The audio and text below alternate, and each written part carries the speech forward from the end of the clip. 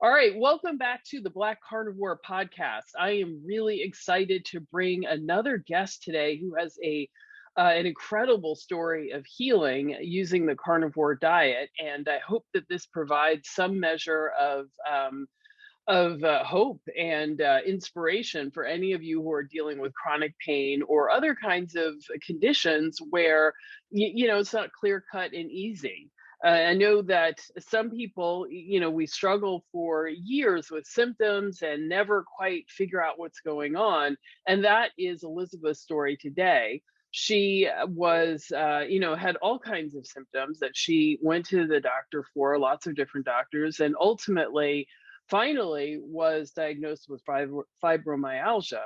Although I'm not sure what hope that provides, because it doesn't seem like there is, once you get the diagnosis, doesn't seem like there is a tremendous amount of treatment options. But in any event, she turned to the carnivore diet to help, and really found an incredible amount of relief. So if you are dealing with chronic pain, if you are dealing with conditions you can't quite figure out, or if you have a diagnosis of fibromyalgia, you might want to give carnivore a try. So let's dive in. Elizabeth, can you tell us more? Let's start from the beginning. Tell us a little bit of the backstory, and then let's hear about how carnivore helped. Okay, so back in 2002, I was a social worker. I worked with kids who were in foster care and pre-adoptive homes and kinship care. So my job was very demanding, very stressful. My mom had just passed away, so I was her primary caretaker. So when I started manifesting all these different types of symptoms, I thought it could be related to stress. But as time went on, I started having numbness in my hands and tingling and burning sensations, and my body was achy. I couldn't sleep. I was suffering from a great deal of insomnia. And so I finally went to my doctor and my primary care physician, and I explained to her what was going on. And so she said, well, let's run some tests. She ran some tests, found out that I was anemic. So she said, well, let's do some iron supplements. So I did that for a little bit, went back to work. The short end of it is that I was at work and I started having these real strange pains, like around my rib cage. It sort of traveled up to my chest. So I didn't know whether it was heart related or not, but um, I was the only social worker there. The receptionist was there. Basically, she called the ambulance. I was rushed to the hospital. They evaluated me there. They ran a battery of tests. They basically told me what my doctor said. I have anemia. But then they went on to say that I had some other unusual things in my blood test. The doctor kind of explained it in layman terms like you have high markers of inflammation. So they referred me back to my doctor, went back to my doctor. So she said, okay, I'm a family practice doctor. This is kind of like out of my league here. So let's refer you out. So I went through several doctors, gastroenterologist, neurologist, um, a sleep specialist, you know, different things like that. So basically, oh, I had a MRI done, brain scan, endoscopy, colonoscopy, swallow study, upper GI, the whole 9 yards. Well, that's an array of doctors. So, can you tell us what some of the symptoms that you were experiencing were, so that we can understand why you were going to Sure, all of these doctors? sure. I had difficulty swallowing. I noticed that when I would eat, sometimes it felt like the food wasn't going down. So I was having problems with choking. The insomnia, sometimes I would go literally 48 hours without any sleep at all. Um, a lot of muscular pain, just all over pain. It wasn't in any particular area. It kind of just spread it. It would start in the shoulders and then it would work through the spine and then it would go into my legs. And, it was just a constant, just a gnawing pain. Sometimes it would be a stabbing pain. Sometimes it would be a burning sensation. Sometimes it would like shoot, like a shooting pain. Finding positions to sleep was nearly impossible. Sometimes I would just get up and just sit up and just stare at the TV because I couldn't sleep. In the midst of all that, I'm working. So now my stress level is up, my anxiety is up, and so eventually, this is when the doctor said, well, I'm going to send you to all these different doctors. So after all the tests, all the studies, everything that they did, basically all the reports came back to her, still no answer. Okay, so now Mm, I'm slipping into depression because I'm thinking, am I going crazy? And when you complain to other people, they tend to, look at you like, mhm, really, mhm, and, it wasn't from my family, but people outside of my immediate family, well, maybe you just need to sleep, mhm, maybe it's stress, you know, just kind of everybody was kind of being dismissive. So at some point I'm thinking, okay, so I might have some psychological things going on because I can't account for why I'm feeling this way. And in the meantime, I'm working. I'm going to court, I'm writing court summaries, I'm writing progress notes, I'm doing supervised visits, I'm doing all of these things. And I felt awful, just awful. So finally, after being rushed to the hospital and being treated by the emergency, this is when my doctor said, okay, I think that you need to stop working for now. Let's revisit all the things that you've been doing because evidently with the work and what you're doing, this is just making your situation a lot worse. mhm. So after she received all Well, the do reports, you think that your doctor thought that this was like a mental condition?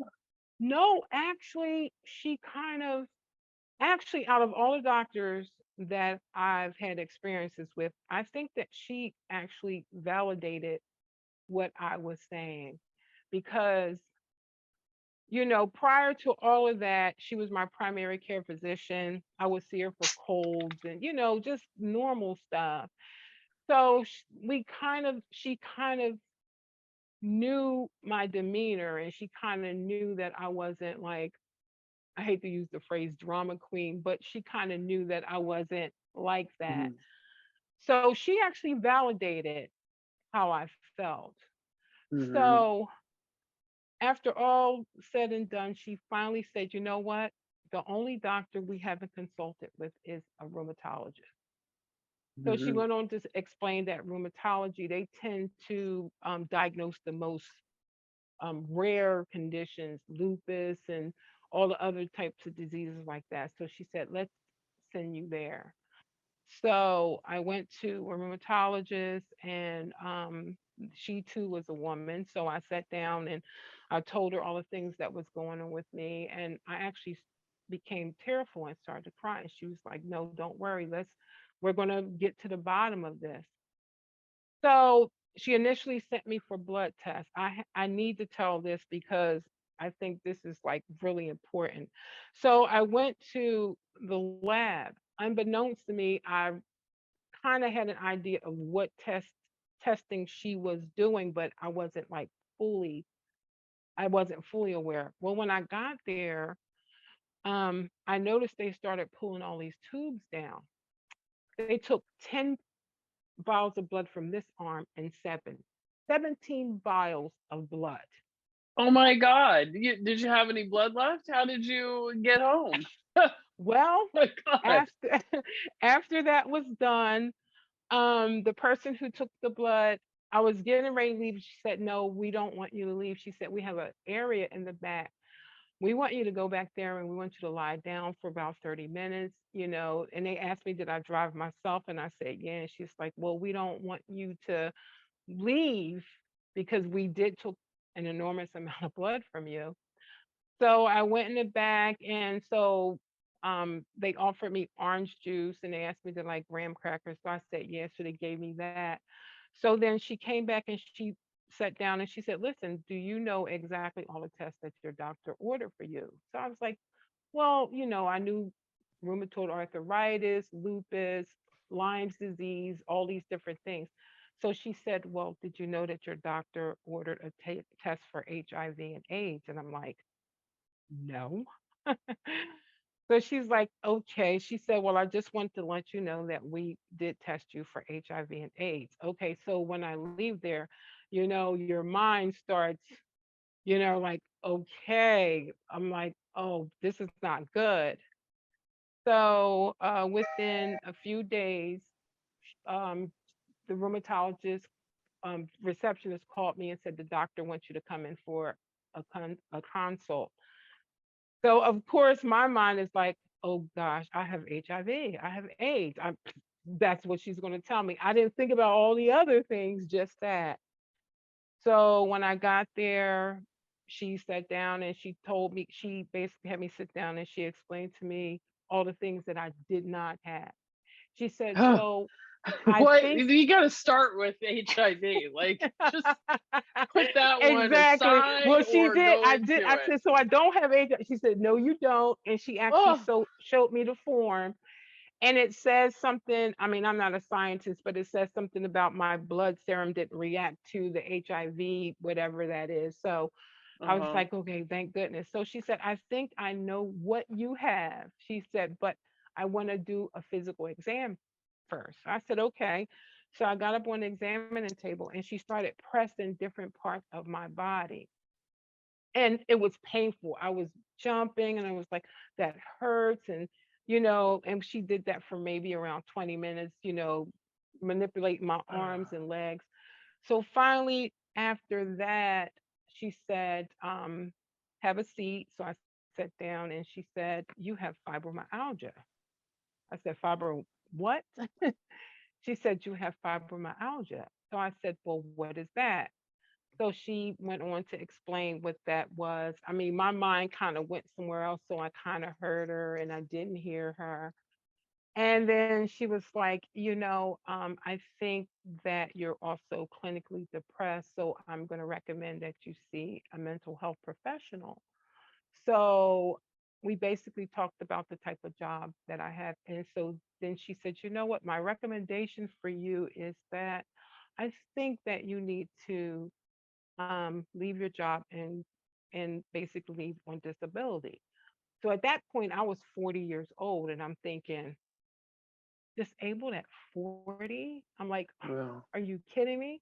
So she said, but let me ask you this. Do you think you can continue to perform to the best of your ability at your job? No, I said, I can't. She said, well, this is bestly, the best decision for you.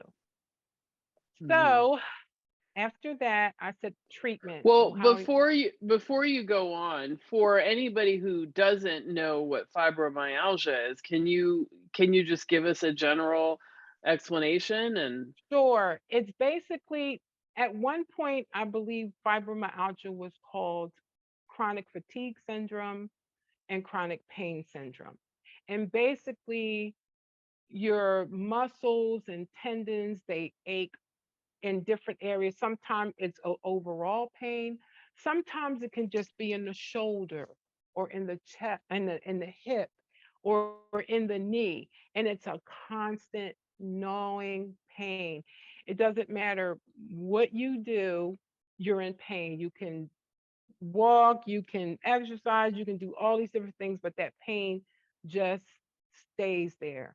Then you have all other types of symptoms, headaches, sensitivity to light, to temperature. Um, Sometimes you have problems with eating, swallowing. You can have irritable bowel syndrome. You can have problems with constipation.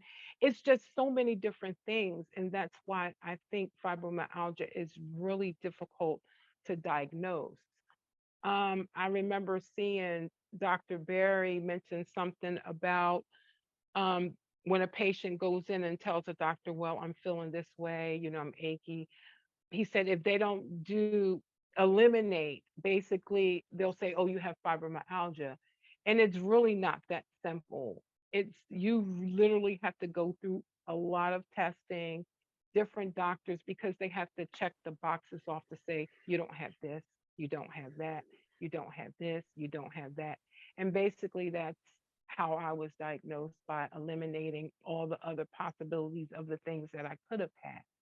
Hmm. So it does cause some type of depression because, your body literally does not feel like your body. Like I literally felt like my brain was in here, but this is no longer my body. Something else has taken over and I'm no longer in control. I mean, I'm literally not in control of what's happening to my body. So, so treatment. At that point, I was diagnosed in 2002.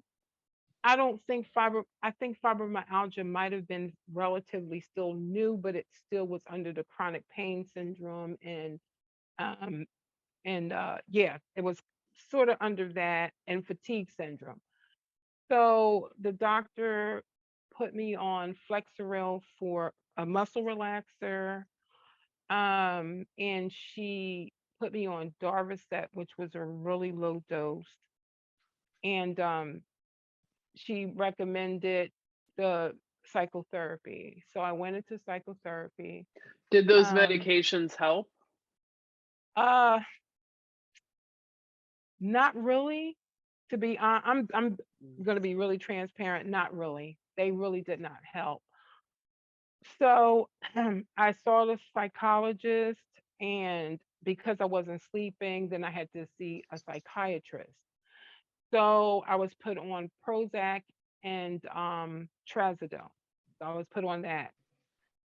So Did that in the help? meantime, well, it did help with the sleep.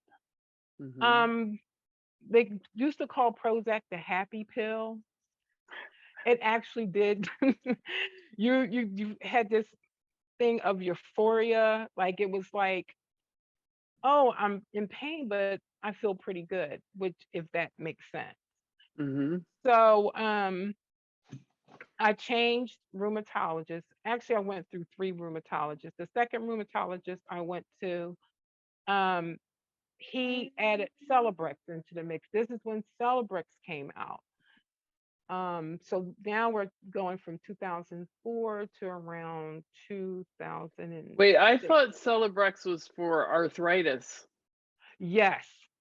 Well, apparently in that time span, the second rheumatologist that I saw said that I had some osteoarthritis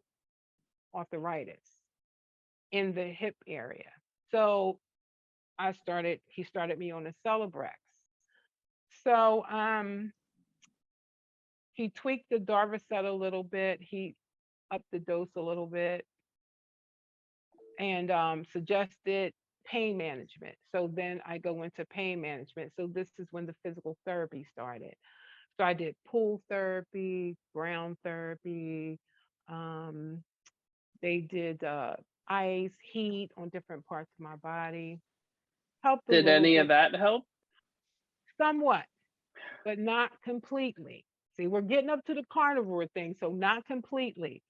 Okay, so in the meantime, uh, I switched again because, you know, I was moving too. So I had to find another rheumatologist that was in my particular network in the county that I live in. So this rheumatologist, by the time I sat before him, now my symptoms have elevated. Okay, so I've been on these different medications.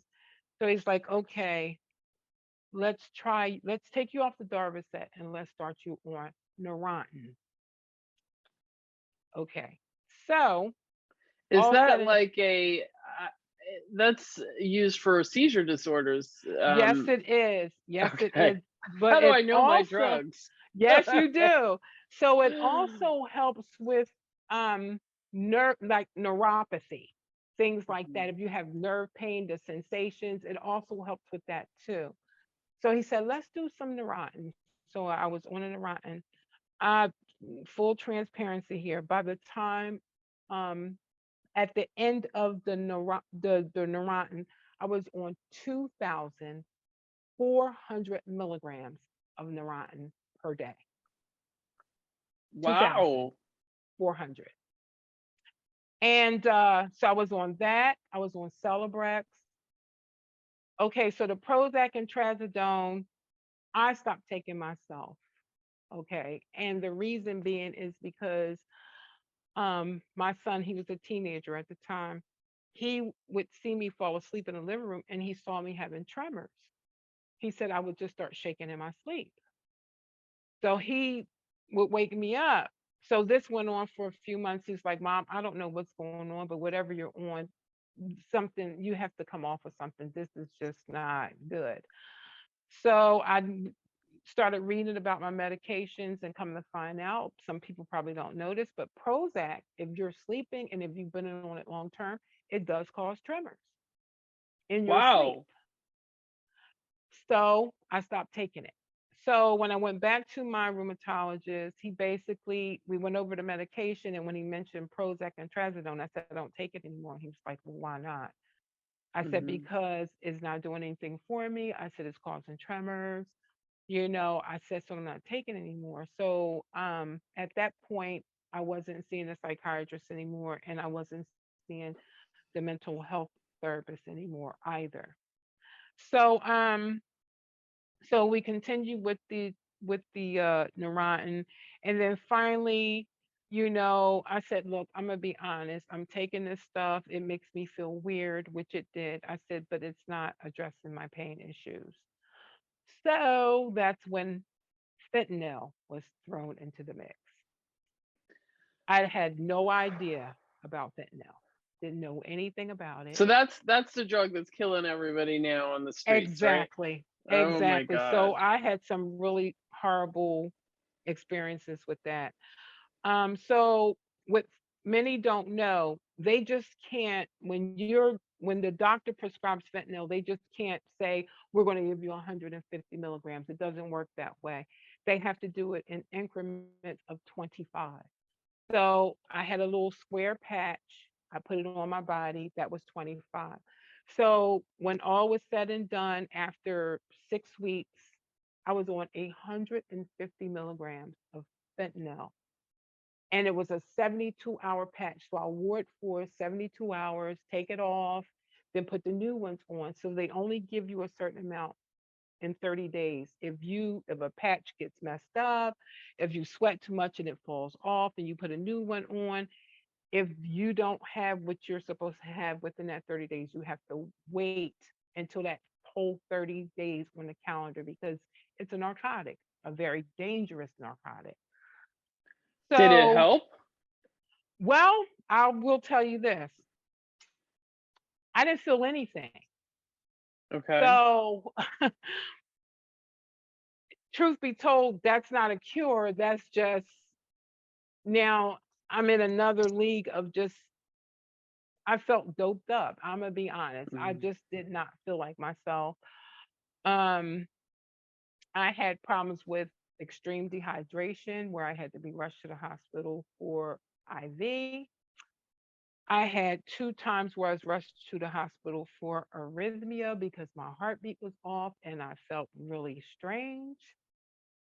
So I was on that from 2008 to maybe 2010. Wow. So for 2 years you were doing that. Yes.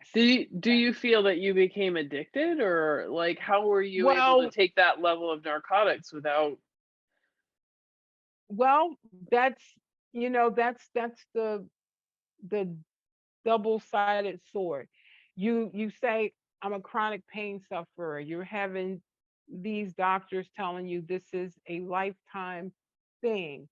So addiction kind of is not in your mind anymore. You're just basically thinking, I need to do this so I won't be in pain. So after the second ER visit, and I actually was in the hospital for 4 days. My youngest son, he's actually, we'll get to that, but he's actually the one who actually um, encouraged me to do carnivore because he was doing it before me. So he's like, you know what? They're just putting drugs all in you. You're not getting any better. And then the weight, I'm gaining weight in the meantime. I should have brought that up with the neurontin. Neurontin causes you to gain weight. So I'm gaining this enormous amount of weight, craving sugar and eating things that just isn't good. So finally, I went to my doctor after the hospital stay, and I was like, I don't want to be on this fentanyl anymore. So it's like, okay, so what do you want to do? How do you want to manage your pain? I'm like, I don't know. I just don't want to be on this. So he said, well, why don't I try you on a low dose of morphine? How is Yeah, that different? it's not. It's still in the Okay. opiate family, Oh. but because of the ER things, he felt that morphine would be safer. I don't know how, because morphine is as dangerous as fentanyl. Okay, so Oh. so I said, okay. So it took probably about 6 months to wean me off of the fentanyl. So Wow. said, since fentanyl and morphine are in the same family, he said we can start you off with 10 milligrams. So as I'm being weaned off of one, I'm being introduced to another. So after the 6 months, I'm on no longer on fentanyl. Now I'm on 30, almost 30 milligrams of morphine, because morphine, you can only get that in increments of 10. So now I'm on morphine 3 times a day, 10 milligrams 3 times. No, 30 milligrams. I'm sorry, 30 milligrams 3 times a day, 90 milligrams of morphine. Okay, so I kind of tolerated that a little better than the fentanyl. Still had problems with constipation, IBS, different things, like just going back and forth, but pain sort of managing a little bit. But in the meantime, oh, I hope I don't really freak any of the men out who's watching this, but heavy periods started. Hmm. Extremely just heavy periods. And I'm like, what is going on? Like literally 3 weeks of just constant, just bleeding. Like I couldn't even go out, just terrible. So I followed with the my primary care. She refers me to the GYN. GYN said, okay, let's do some things. So I had ultrasound, all these different things, no fibroids, no type of cancers, anything. No one could tell me where the heavy bleeding was coming. No one. So my iron levels are dropping. When I the last test I had gotten, it was like my hemoglobin was so low, the ferritin was just weird. And it's like, okay, you need transfusions. Well, my insurance company wouldn't pay for the transfusion, so I had to get what they call iron infusions instead. So I got that. So in the meantime, the sleep apnea kicks in from probably Oh, because, my goodness. yes, probably because morphine, any type of narcotic, an opiate, does slow down the respiration. So I noticed I would wake up gasping for breath. I'm like, okay, this. not normal, and just headaches and just fatigue throughout the daytime. Told my doctor, so she referred me to a sleep specialist, had a sleep study. Lo and behold, sleep apnea. So at that point, my weight is probably around almost 300. I went from, I don't know, I was never really small, but I was never that big either. So the doctor's like, okay, so you have sleep apnea, so get the CPAP machine, and in the meantime, I'm still the bleeding. So they're treating me with the iron infusions. At some point, the bleeding did slow down. My iron levels started to go up a little bit. So diet still poor. You know, to backtrack, my therapist, I walked in drinking a caffeine-free Diet Coke because that was my go-to. He's like, "You're drinking that?" I'm like, "Yeah." And he was like, "So you don't know anything about artificial sweeteners, do you?" And I'm like, "No." So he printed up a packet and I read that. And most of the symptoms that was on there, I was having. I'm like, no one told me this about artificial sweeteners. So I stopped doing that, but then I started doing sugar, drinking regular sodas. Hmm. So after that, So at finally, no point along this journey, I mean, you've talked about a lot of doctors. This is like 10 or 15 years of going yes, to doctors, trying yes, all kinds of medications, and nobody yes. ever said anything about food or No what you one were ever, consuming. nope, no one ever said anything to me about what I was eating. No one. Hmm. So probably around when my son and his wife had their first baby, they did Westing a Price. They did that. So my son started to tell me about different things about food and things like that. But And I when was that? When was that? let me see. My granddaughter's 9. Oh, do the math. That was probably in 2000 and maybe 13, 12 or 13. They Okay, so at started that point you had been sick for 10 to 12 years. exactly. So Mhm. um I started to make little changes, not big ones, but the artificial sweeteners, I got rid of that. So I noticed that my son and his wife were starting to buy a lot of organic stuff. So I started kind of transitioning to, a lot of organic foods, but still, eating other stuff in the mixture.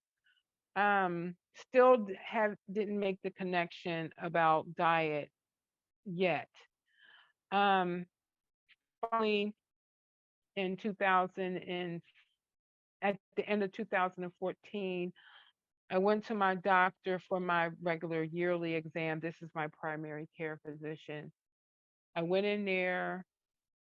She took my blood pressure. My blood pressure was 140, 140 over 97, which that's high for me. And I got on a scale. Scale said 355. Wow. Yeah. And I'm 5 feet two. Mhm. So when we sat down, I looked at my doctor. I said, I'm done.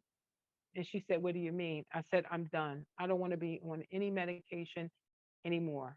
I'm done." I said, "I need to find out what I can do to get myself healthy. I don't want to do this anymore." So she basically said, "Well, you can start with diet. You can make some changes with your diet." She said, "In the meantime, go back to your rheumatologist and talk about taking you off the morphine." So I went to the rheumatologist and I told him how I felt. And he said, "Okay, let's do that. Let's wean you off of the stuff." Took almost a year to wean me off of 90 milligrams of morphine. So you were on some kind of narcotic for 3 years. Yes, yes, And did you feel like you had gotten addicted at any point, or was it hard to wean off, or yes. It was extremely hard. Um, I didn't really feel any withdrawal until I got down to last milligrams. So I Mhm. was on 10 milligrams just once a day. So he wrote me a prescription. I got a new prescription. It was 30 pills with 10 in there. So it would be one per day. He said, then after that, he said, we'll talk about what we can do to transition you because morphine doesn't come in fives, it comes in 10. So when I got home, I looked at the bottle. I said, you know what? I'm just going to stop taking it. So I told my son, and he was like, are you sure you want to do that? I'm like, yep, I'm done. So the first 3 days, I did pretty good. I was fine. Like, oh, this is going to be easy. No, it was not. Yeah, By that, you hadn't gotten hit by, the real withdrawals yet. for Ooh. the fourth day, I got up out of my bed, ran straight to the bathroom, vomiting, sweat, shaking. I'm like, what is going on? I'm like, this is not good. I couldn't, I would get really hot, I would get cold, you know, sorry, TMI, explosive diarrhea. It was horrible. I'm like, Well, at I least you really, weren't in a jail cell doing it. exactly. And I'm like, oh, this is crazy. So I Yeah. go online and I'm thinking, okay, so how long does withdrawal last? So I was reading some different people who said they went through it. Some people said 2 weeks, some people said longer. So I got some raw ginger, boiled it, put it in a mason jar about this big, and that's what I lived off of, along with some clear broth, bone broth, actually bone broth. I did that. And after the 2 weeks, everything just kind of evened out. And I was like, I actually don't feel bad. The Mhm. pain was still there, but it wasn't as bad. Mhm. So I'm like, what is going on? So the rheumatologist office was calling me. I looked at my phone, I ignored it. I didn't go back. So I went to my primary care doctor and she was like, oh, you lost 20 pounds. I was like, oh, great. She's like, oh, your blood pressure is down a little bit. I'm like, oh, great. She's like, so what are you doing? She's like, so what about the morphine? So I didn't disclose to her that I just stopped taking it. I just like, oh, it went fine. I'm good. So I started tweaking my diet more. I started doing some reading about sugar. Wait, So just to go back to that first, the when you first came off of the drug, so you felt, not as much pain. I mean, do you think that that was like a combination of not being on the drug plus fasting? Because, you essentially went 2 weeks without eating. yeah, So, basically, but I still didn't make that connection. That mm, connection still was okay. not there. So I started reading some things about fibromyalgia and flour and sugar and all these different things. So I started kind of tweaking my diet a little bit. But I made an error in judgment.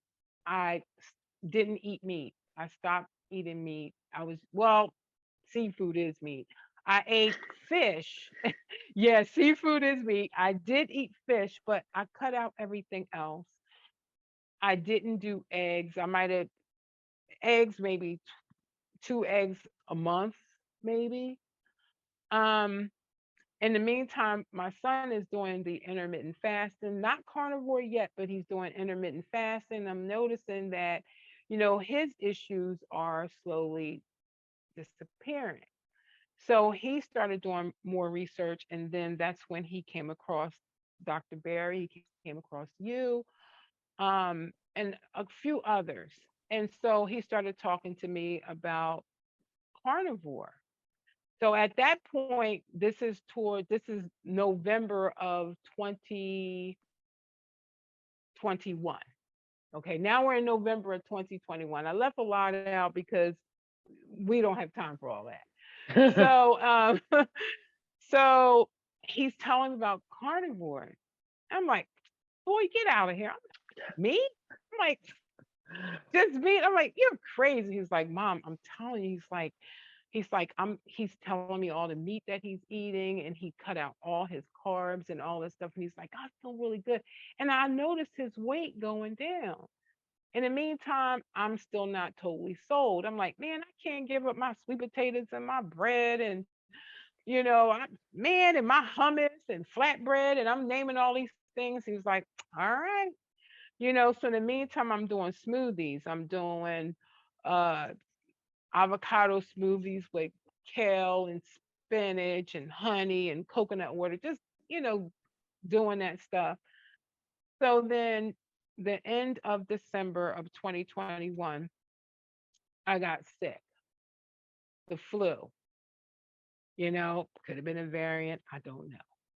But I got sick. So he came over and he's like, what's wrong with you? I said, I have a sore throat. I don't feel good. He was like, you know what? He said, you need some fat. I was like, what? He was like, Mom, you need some fat. He's like, all that garbage you eat, you need some fat. So I ignored him. So I got up around 12 o'clock at night. I was like, you know what? I'm gonna go ahead and just do what he said. So I took some eggs. I took like 4 eggs, cracked them open, threw them in a frying pan, put some butter in there. So I grabbed the saucer, put it on there. So I'm eating them, and maybe about 45 minutes later, I was like, wow, this is not too bad.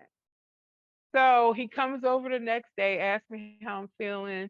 I'm like, I'm okay. He's like, well, what you need to do is throw some hamburger in that frying pan with those eggs.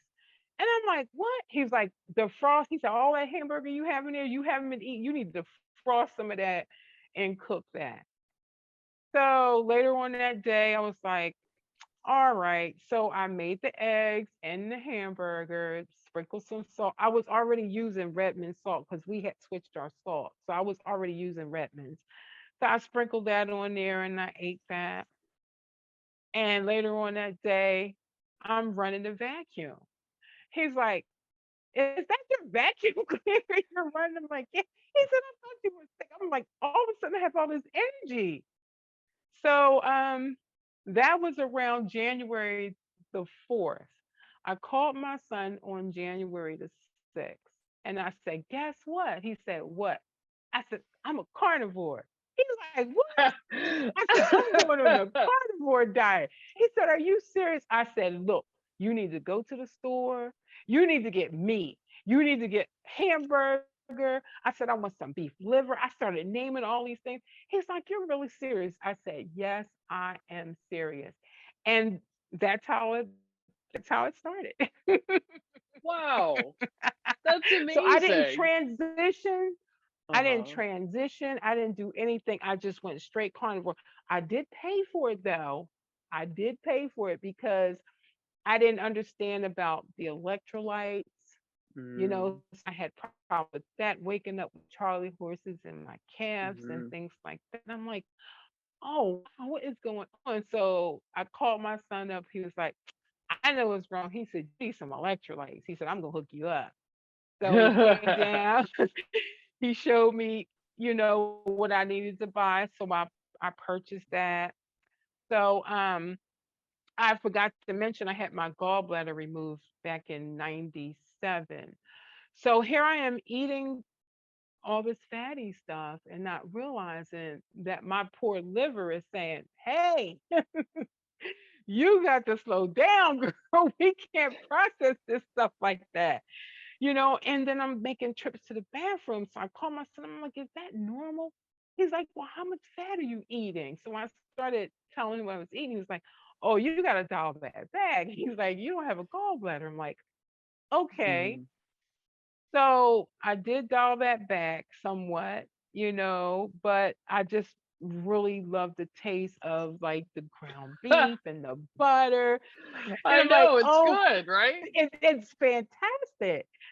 In the meantime, I noticed my clothes were starting to get loose, and just before I started carnivore, I think I was roughly around 286. So I noticed that my clothes were starting to loose, and I'm like, wow, like, would it happen this quick?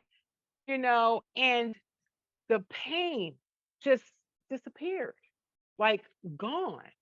Like my knees, my shoulders, all the difficult positions I had sleeping, they were suddenly gone. I was sleeping throughout the night, something I it was totally foreign to me. Like I would wake up and like, wait a minute, I slept all night. Like when did that happen? So I started noticing these things after being on the carnivore diet for like 3.5 weeks. I wasn't even on it that long. And I Wow, started that to was notice fast. it was. And the weight was just coming off. And, my son was like, he said, you look like you're losing weight. I'm like, really? He was like, yeah. So January, now we go into February, and now I'm just full force, trying to still deal with the, not eating too much fat, but I didn't realize I wasn't getting enough protein. So I'm walking through my house mid-February and I'm looking How around. much do you think you were getting, or what makes Well, you think you weren't getting enough? I think I was trying to dial back on the fat. So I think my meals I started off eating the large meals. So I dialed Mhm. it down to very small meals. And I really don't think I was eating enough. Mhm. And but I wasn't hungry. I wasn't hungry, but I just felt like, how I started off and how I had to taper Mhm. off, it kind of changed things for me quite a bit.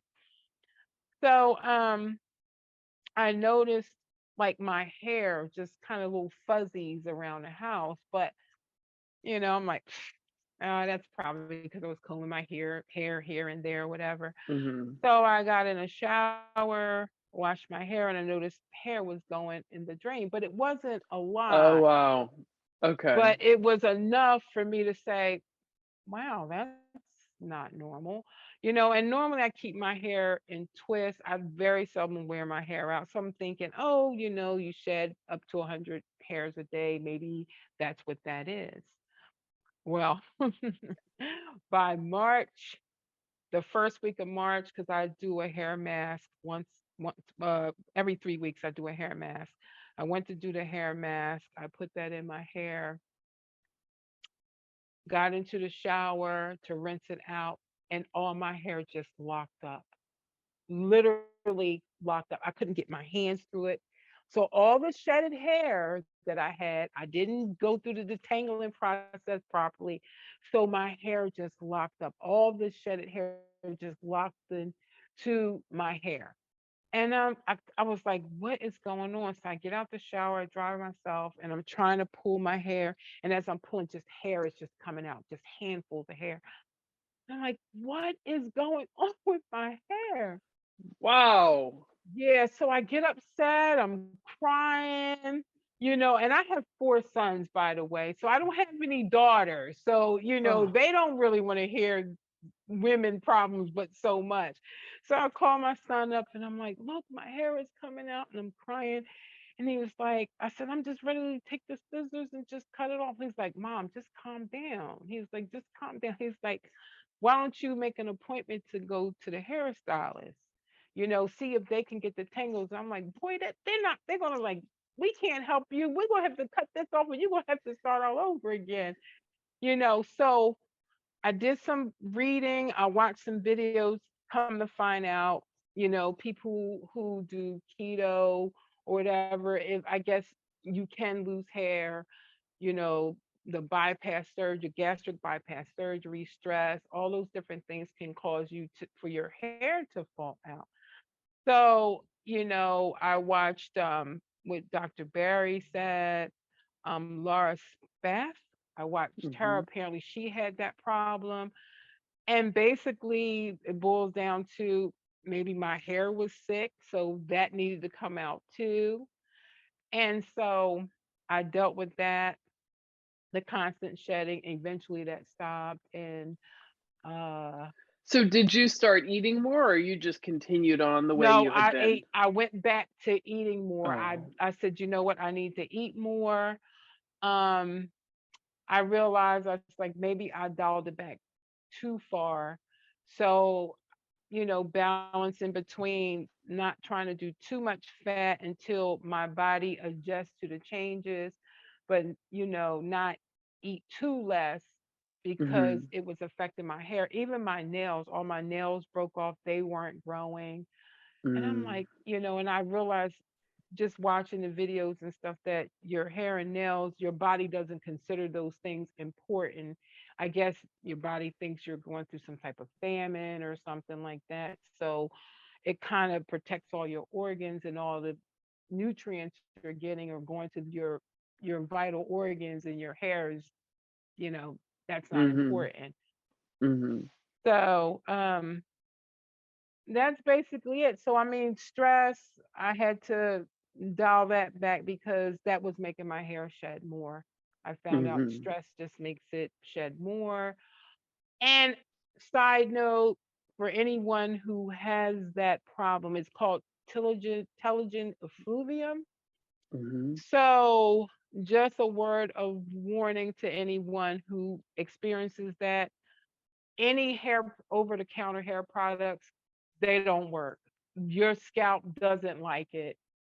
I went from Aunt Jackie to Uncle Bob trying to find something, Yeah. you know, tail and mane or mane and tail or whatever it's called. I did everything Mm. and my scalp said, no, please don't put that on us. So my scalp became tender, sore, itchy. So I Mm. just used hemp oil and a little bit of rosemary essential oil. For some reason, Mm. my hair liked that. And over time, it just stopped shedding. It took maybe about a month or so. Some people longer, but for me, I don't know why it A didn't month is last not that long. long. Yeah, it wasn't long. And some people said 3 months. I heard 3 months. I Yeah, heard I've people heard six longer. months. Yep. And about a month and a half, I noticed that it stopped shedding. I noticed my nails started to sprout out a little bit. And I really think it's related to, you know, the diet because I said, what? I think I really need to eat more, so I became very conscious of the Hmm. eggs. I started eating more eggs, you know, beef. I I think that in the beginning when you're really sick, like you need a lot of food because your body is doing a lot of healing. And later on when you've gotten through all of that, you may not need to eat as much. Eventually you could go back to eating whatever amount, but like in the beginning right now when you've got all this stuff going on, it needs a lot of stuff. Exactly, exactly. Mhm. So So let I me understand. You were saying, so in about 2012 is when your son started, eating the Weston Price diet, and so you uh-huh. began sort of making questions about your diet at that point, and then Yes. over the next 10 years, you eventually sort of evolved to. Were you doing right before your son came over and told you to eat more fat? Were you low carb? Were you keto? What were you doing at that point? I was uh I would say sort of vegetarian because Oh, okay. yeah, because I stopped eating chicken, I stopped eating beef. So you Um were not low carb then? You were no, eating no. rice and beans and stuff. Oh yeah, tons of that stuff. I mean, and then I'm a baker. I love to bake. Mhm. So pies, bread, sweet breads, cheesecake. It wasn't too much of anything that I didn't feel comfortable baking. So those things were still incorporated into my diet. I mean, I was using organic sugar, organic Mhm. brown sugar, but it's still sugar. So I was incorporating those things. I changed the flours. I went from, your white bleach flour to like spelt and einkorn and millet, those different types of flours I started using and experimenting with as far as making pie crust and all those different things using coconut oil. I still was using seed oils, though. I was still using grapeseed oil and avocado oil. I gave up vegetable oil like um, early on when when I got off the drugs and stuff. I started leaving the I started, doing that with that because Mhm. I realized that some of the oils weren't like some of the stuff that I was doing wasn't good for me. So I started like lessening those things. So Mhm. eventually I gave up like avocado oil and the vegetable oil was the main thing I got rid of. That was the first thing Mhm. because I heard so many things about vegetable oil, so I stopped using that. Mhm. So, Yeah. how did you manage the pain between 2012 and 2021? You were making some adjustments with your diet, but I assume it didn't resolve everything right No, it away. did So, not. how did Nope. you manage? What I did was I started going to the fitness center. I realized that um moving and balancing myself at the same time, like not overdoing stuff and trying to regulate my sleep. And just the fact that I removed a lot of stuff from my diet, I think that was causing harm, as far as inflammation. So I would read things, I would do a little research, and I'm like, okay, you know what? I probably shouldn't do that. So I would stop doing that. So I noticed that the pain was lessening, but it didn't totally go away until started carnivore. So I still had gnawing pain, but I learned to cope with it. I have a very high tolerance for pain. A lot of people don't.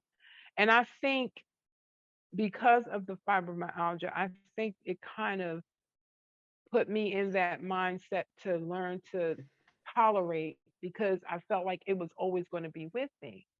It's like I had gotten to the point where I didn't know what it felt like to not be in pain.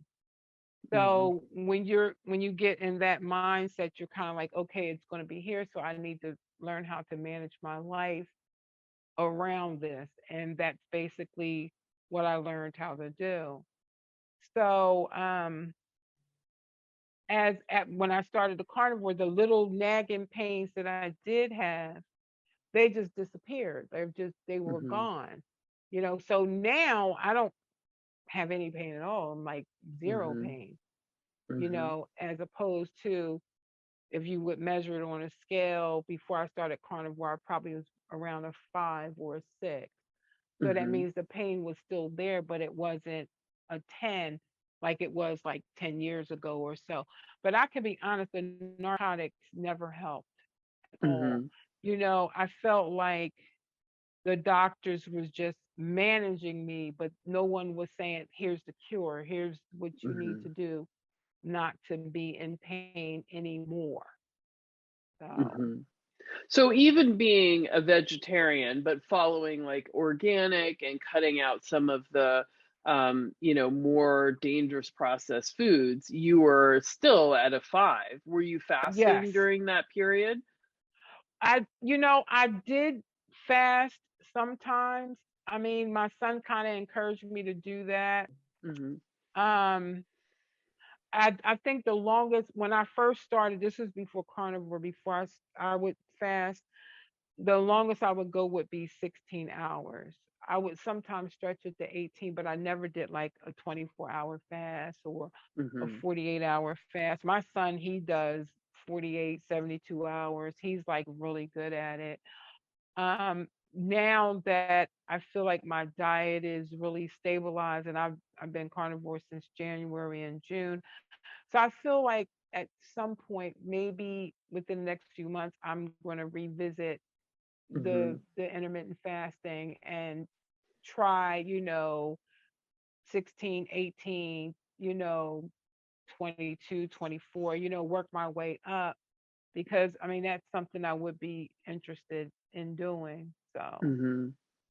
Well, I yeah. just think that's interesting. Like it is, you were dealing with so much pain, and it seems like, when you were taking all of these medications, your pain was so much worse. And It even was. eating a diet that's not what we would consider not great, although, I guess your average person would have thought that for the last 10 years, your diet was spectacular. But Uh-huh. even eating that was Mhm. a step up from the medications they were giving you. Exactly. It really was.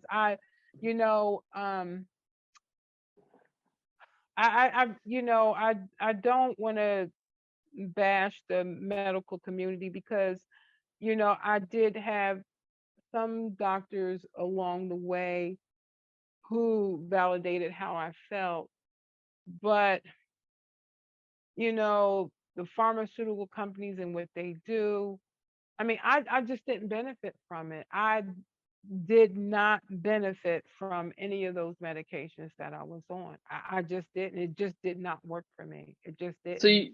you gave up your career. Did you ever go back to work? No, no, I did not. I'm actually part of my family. My family is they have their own business, so I'm sort of a part of that. So that's what's keeping me busy. I'm definitely more active than I was because at some point I didn't go out at all. I stayed in and kind of sheltered myself away from Right. people. It was just really hard to have any type of um, relationships because, people like to travel and do things. And, because of all the narcotics I was on, I was always sick all the time. I would get car sick and Hmm. it was just too much, just too much Hmm. going on. So, Hmm. So yeah. even when you got off of the medication, did you like resume like going out and doing a lot of stuff, or did you still have to Yes, I moderate did. yourself? Yes, I did. I started going out, but Hmm. I paced myself. You Hmm. know, um, Hmm. I did one long trip. I went to Tennessee. That was interesting, but I thought that that would be hard for me, but it wasn't. So I mean, I just kind of did everything until it just stretched further and further out until I started just going Hmm. out more and doing different things. But shopping, driving, all those things were just extremely difficult for me. Just, Hmm. you know, it was just too much, so. Well, what do you eat now? So, and I mean, this is an amazing story of success, and I am so happy for you that you have been able to make this level of progress. So, tell us, what does your carnivore look like? How do you do it? Okay, so in the morning time I normally do ground beef with eggs. I eat uh duck eggs, goose eggs, hen eggs. I do all of those. I normally have maybe one or two burgers with probably about 6 eggs. I do a lot of eggs. Um, I'm okay around if I normally I don't have to eat anything. I don't feel really hungry till around towards the evening time. So I'll do either beef liver or chicken liver, more eggs. I'll cook it in. I have uh beef tallow, I have duck fat, I have ghee, I have butter. Dairy, believe it or not, dairy never really bothered me, but um I don't do it that much. I do have raw cheese, raw butter, because I live in Pennsylvania. So we have Amish in Lancaster. You have the Amish community and the Mennonite community. So you can find, raw butter, raw cheese, things like that. So I get that stuff and I have it whenever I want to do like a cheeseburger or something like that. I eat lamb. So I have lamb. I don't eat pork. And the only reason why I don't, because I never grew up around it, because of religious reasons. My dad, we just never had pork in the house. My mom came from a family that ate pork, but when they got together, my dad was like, no pork in the house. So I'm not really a pork eater, but everything else that flies or runs or crawls, I'm for it. I mean, I don't know if I would eat an insect, but hey, you never you never know. You never know. But so yeah, that's basically my diet. I mean, it's not too much that I wouldn't eat. I mean, I don't do any plant food at all. I don't do any plants. So no Water. coffee either? No, I don't do coffee. I never was really a coffee drinker. Hmm. So I do sparkling water like Pellegrino, Hmm. um, some other It's ones fit for that. kings. There you go. Yep, that's me. That's me. And my Redmond salt. I just recently started using Redmond's seasoning salt, because at the beginning I wasn't doing anything but just salt.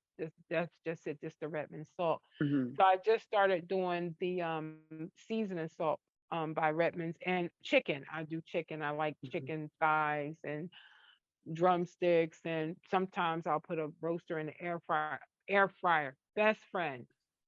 Never knew anything about the air fryer until after I became carnivore. I love my air fryer. Hmm. Hmm. Best friend. So yeah. Nice. So, wow, this is amazing. So you are pretty strict then with your carnivore. You're not Yes. eating any artificial sweeteners, Nope. no plant products, Nope. and no seed oils, Nope. no nothing. Okay. Nope. And we just recently, my father had his 90th birthday, and we went to North Carolina. This was last month. The whole family, we all went. Now, mind you, some of my family members are keto and some are carnivore.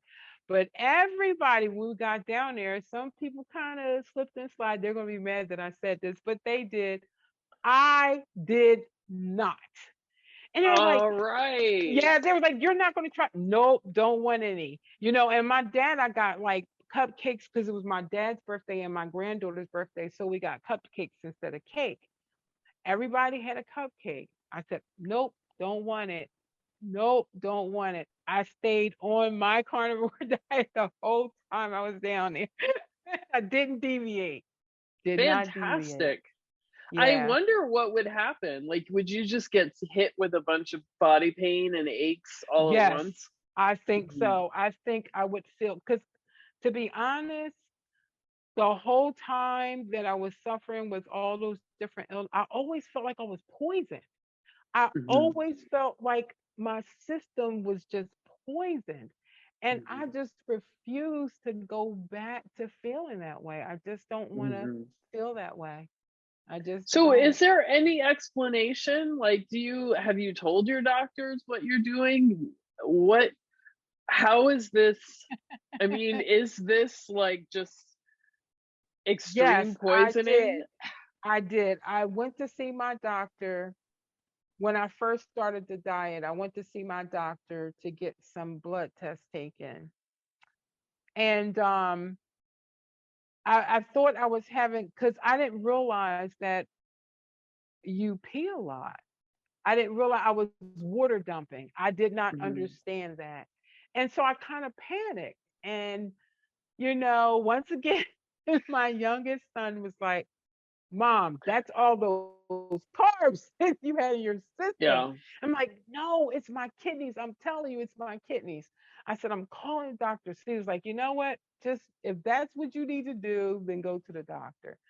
So I went into the doctor and I explained to her what was going on. They gave me an emergency visit because I called and I told them, I said, I think something's wrong with my kidneys. So I went in there. So they had me do a urine sample. So she was going to test your urine right there. So I was like, okay.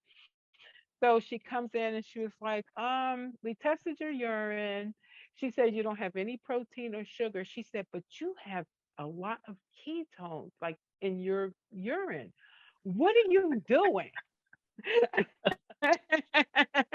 And you're like, oh, great, everything's working. And they're like, oh So my God, what is happening? This is an yeah, so emergency. I said, well, I said, I'm on carnivore diet. And she's like, what? I said, I'm on a carnivore diet. She's like, oh, no, that's just too restrictive. And I said, huh? She's like, yeah, that's no. She's like, I'm going to give you this pamphlet. It had like a little a QV code on it. She says, I want you to scan this with your phone and I want you to watch it. So I was like, okay. So I walked out the office like, I'm not listening to her. So February rolls around, so I see the pamphlet on my coffee table. You know what? I'm just curious. I just want to say, I went on there and it basically said, oh, you need to have a lot of colors on your plate. You need to have vegetables. You need to have this. Like, no, I'm not doing Yeah. that. Yeah. So Yeah. when you tell them that that you're not in pain and that you're not having difficulty swallowing and your depression is gone and all of these other things that you were experiencing, I mean, what do they say? Or do they? Have you not pushed it? I have not pushed it. Yeah. Um, I'm actually due to go back to see her in July next month. So we'll see then. I know when I get on the scale, she's probably going to notice, you know, some weight loss, because I know the scale sometimes doesn't reflect, because it doesn't know the difference between water, or muscle or anything like that. So, I know not to jump up and down get on the scale all the time, but I know she's going to notice a difference in blood pressure, my movement, because I forgot to include that I was walking with a cane for a while. So Hmm. I'm not using a cane anymore. You Wow. know, my CPAP machine is in the closet, packed away. I haven't had problems with asthma for like 2 years now. So, and I think that was related to some of the diet that making those some of those changes was related to that. Right. So yeah, so we'll see. I'm sure that she'll probably continue to say, well, I still think the diet's just a little too restrictive, but if it's working for you, I think Yeah. that she'll probably say, since it's working for Yeah. you, then. Well, hopefully she'll be curious because, what you are describing is, I mean, it's impossible. For Yeah, most people do not get to that point, right? Most people yeah, suffer, for years. And I can't imagine all those people who are on opioids and, they will get to the point where they're, doped up or, something else happens or they can't get access to the drug anymore because the problems that we're having in our country are such that maybe that we don't allow people to take these drugs, so exactly, exactly, I exactly. don't And if know. that does happen, that withdrawal, you know I never did any type of street drugs or anything like that, but going through that withdrawal, it definitely opened up my eyes to people who have addictions. I Mhm. considered me having an addiction, not only with the drugs but with sugar and all Mhm. those other things. And, I truly understand how hard it is for some people to not want to stop using drugs because of the withdrawal. I mean, Mhm. it's bad. Trust me, I Mhm. made it very light in this conversation, but it's not good. It's not good Mhm. at all. So, Yeah, yeah. Well, yeah, I think some of us can imagine, and some of us have family members who've gone through this, getting off these drugs in the exactly. most difficult of circumstances. Some of us may have seen people that we know go through it. So Yeah, I definitely can imagine what you were experiencing. yeah, So, I'm really glad that carnivore worked for you. And it sounds like you're still losing weight. yes, Is that the case? yes. So, mhm.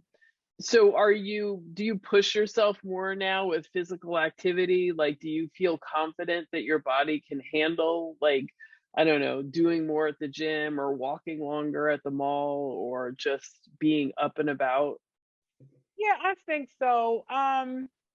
You know, I had been down for so long, that it does take time to build confidence to think, oh, can I do that? I bought an exercise bike, and it's kind of sitting in my living room. I got on it like a few times. I know I probably need to motivate myself more to do it, but I feel like I'd rather just go out, be around people, enjoy myself. We were all shut down for 2 years, and I feel like I just want to live my life. I feel like, walking in a park, I have grandchildren who are just little energetic bunnies. I just want to, they run around, and, Mhm. I enjoy being with them. I would like to do some traveling because I was unable to do that because of all the drugs that I was on and everything. So, Mhm. I feel like, God has given me a chance to really explore and expand and enjoy. You're never too old to do that, I believe, so Well, yep. I wish you well, and I'm excited to continue to hear about your healing progress, and just keep us up to date on what's happening and the I will. changes that you're making. But this is so exciting to hear. I love to, of course, talk about like the weight loss and other kinds of health goals. But when I see people who are really, really struggling and a lot of pain. And, Yes. your life was essentially shut down for 20 Yeah. years. Yeah, it And was. you had no reason to expect or hope that you would regain all that Exactly. time. And now you Exactly. have. And it Yes. started in 3 weeks' time of doing carnivore. Yes, yes. I mean, it sounds unbelievable, but I just feel like this is the way I probably should have eaten from the beginning. I mean, I just go back and think about when I was a kid, and even then I had problems like headaches, nosebleeds, and I think it was related to diet, the foods I was eating. You eat what your parents were raised on, and generational eating, everybody's eating the same, and everybody's symptoms and illnesses might be different. I mean, I have on my father's side, my dad has diabetes, my youngest sister does, and she's actually on dialysis. So, I tend to feel a little leery about, is it really genetics? Is it generational? Are we adopting patterns from our family as far as what we Hmm. eat? Hmm. And I just feel like, you feel this good and you want to shout out to the world, but everybody's not receptive. Everybody got to come to their Hmm. own and say, like, you know what, she looks good. Like, what are you doing? And then you just kind of tell your You look story. great. You look You great. know, You look thank like you. you're feeling strong, that you're I feeling do. comfortable. Your hair is, your hair is back. I mean, all Yes, the yes, things. my nails are back. Yeah. And I just now I have so much energy now that, you know, my sons, they're like, you act like a teenager. You act like, you know, because I don't care about age. I feel like Hmm. if you feel good, don't let your age slow you down. Just be happy and, do Yeah. what makes you feel good. Yeah. Yeah. Well, if So folks want to ask you questions, if folks want to ask you questions and learn about, more about your story, or get your opinion on their own story, how can they contact you? well, I am on Facebook. Um I have an Instagram, but my Instagram, because I write poetry. So my Instagram is mainly all the poetry. I mean, you know, personal experience, watching, observing the world and what other people have experienced. That tends to go into my poetry. I'm a very spiritual person, so a lot of it is that. But if somebody wanted to DM me or inbox me, they can. It's under Elizabeth P. Reynolds. So, and anyone who wants any advice, if I can help. I mean, I'm not a doctor, but who knows? I might help them on some things they might be. Hey, doctors didn't help you, so No, they did not. No, they did you not. you might have your input is just as good, if not better, than theirs, for sure. Yeah, yeah, Yeah. yeah. So, yeah. All right, everyone. Well, you've heard it here. If you are struggling with any of these conditions, or you know someone who might be struggling with, with fibromyalgia or anything else, definitely share this video with them and reach out to Elizabeth to get, some more advice, and just commiserate, probably, right? Yeah, yeah, definitely. Definitely. All right. Yeah. Thanks a lot, and I'll see you next time, everybody. Okay, thank you for inviting me. I appreciate that. Thank you.